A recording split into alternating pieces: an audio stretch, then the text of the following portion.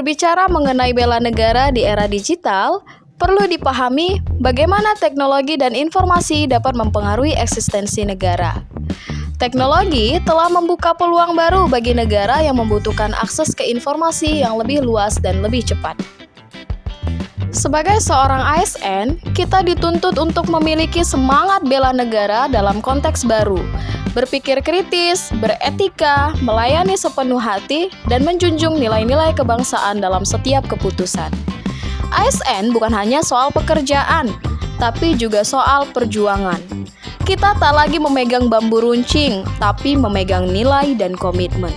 Karena sejatinya, bangsa ini tidak akan runtuh oleh serangan luar, tapi bisa roboh oleh abainya kita dari dalam. Peran para peserta didik sebagai agen perubahan dan bagian dari masyarakat yang terdidik memiliki strategi untuk menghadapi permasalahan tersebut, khususnya dalam menjaga nilai-nilai kebangsaan dan keutuhan bangsa di tengah derasnya arus globalisasi. Di era digital saat ini, salah satu hal yang mengancam negara adalah penipuan dan berita bohong. Kemajuan teknologi semakin memudahkan dalam memperoleh, membuat, atau menyebarkan segala informasi yang belum jelas. Parahnya, penyebaran berita bohong ini bagaikan bola salju yang efeknya semakin lama semakin besar dan berpotensi menyebabkan perpecahan.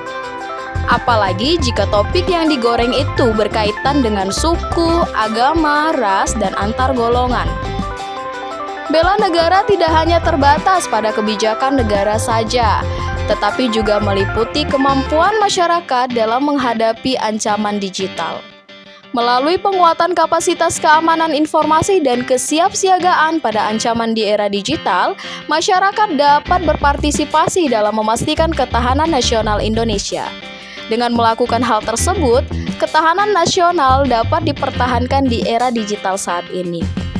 Literasi digital muncul sebagai salah satu bentuk kontemporer dari bela negara, di mana setiap warga negara memiliki peran penting dalam melindungi kepentingan nasional melalui kemampuan mengakses, memahami, menggunakan teknologi informasi secara cerdas dan bertanggung jawab.